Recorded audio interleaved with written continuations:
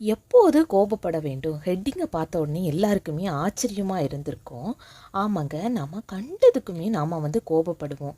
ஆனால் எதுக்காக கோபப்படணும் அப்படிங்கிறது நான் ஒரு சின்ன ஸ்டோரியை ரீட் பண்ணும்போது தாங்க தெரிஞ்சுக்கிட்டேன். ஸோ அந்த ஸ்டோரியை உங்கள் கூட பகிர்ந்துக்கலாம் அப்படின்னு சொல்லிட்டு தான் இந்த கதையை நான் உங்ககிட்ட சொல்கிறேன். ஸோ எதுக்காக கோபப்படணும் அப்படிங்கிற ஒரு வரைமுறையை சூப்பராக தெளிவாக சொல்லியிருக்காங்க.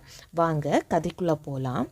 ஒரு முனிவர் காட்டில் இருந்து தியானம் பண்ணிக்கிட்டே இருப்பாங்க.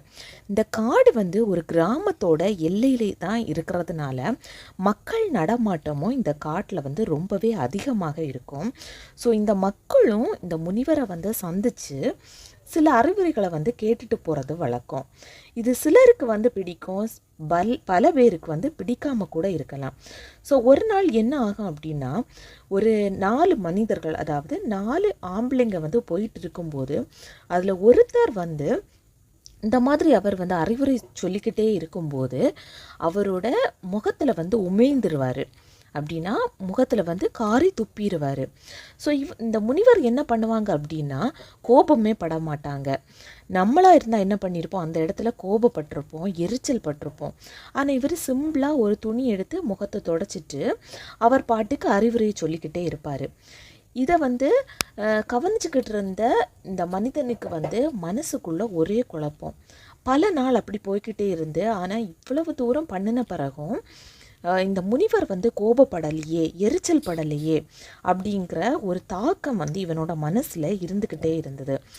ஸோ எதுக்கும் சரி, நம்ம அந்த முனிவரை சந்திச்சே நாம் கேட்டுடலாம், அவர்கிட்ட மன்னிப்பு கேட்டுடலாம் அப்படிங்கிற முடிவுக்கு இந்த மனிதன் வந்தான். ஸோ இவன் ஒரு நாள் என்ன பண்ணினான் அப்படின்னா, அந்த முனிவரை போய் சந்தித்தான். ஸோ முனிவரை போய் சந்தித்து, என்னை மன்னிச்சிருங்க, நான் தெரியாமல் அந்த தவறை பண்ணிட்டேன், என்னை தயவு செய்து மன்னிச்சிருங்க அப்படின்னு சொல்லிட்டு மன்னிப்பு கேட்குறான். ஸோ அந்த முனிவரை என்ன பண்ணுவாங்க அப்படின்னா, நான் உன்னை மன்னிச்சிட்டேன் அப்படின்னுட்டுன்னு ஒரு தாழ்மையான குரலில் சொல்லிடுவாங்க. இருந்தாலும் இந்த மனிதனுக்கு ஒரு ஏகப்பட்ட கன்ஃபியூஷன். ஸோ இந்த மனிதன் என்ன பண்ணிடுவான் அப்படின்னா, அவர்கிட்ட வாய் திறந்து கேட்டுருவான், ஐயா, நான் இப்படி உங்களை உமிழ்ந்த பிறகு கூட நீங்கள் எந்த ஒரு கோபமுமே படலையே அப்படின்ட்டு. ஸோ அந்த முனிவர் பதில் சொல்வார், நான் எப்போ கோபப்படணும் அப்படிங்கிறது எனக்கு தான் தெரியணும்.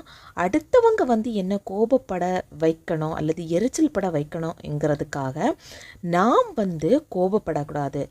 என்னை கண்ட்ரோல் பண்ணுறது நானாக மட்டும்தான் இருக்கணும். கண்டதுக்கும் நான் கோபப்பட்டு என்னோட மனசை நான் வருத்திக்க மாட்டேன் அப்படின்னு ஒரு தாழ்மையான குரலில் பதில் சொல்லுவார். இதுதாங்க ரொம்பவே முக்கியம்.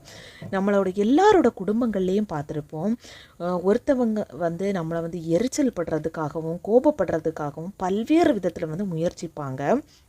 நாம் அந்த இடத்துல நம்மளை கண்ட்ரோலாக கொண்டு போய்க்கணும். இந்த வீடியோ உங்களுக்கு பிடிச்சிருந்து அப்படின்னா நம்ம சேனலை சப்ஸ்கிரைப் பண்ணிக்கோங்க. தேங்க்யூ.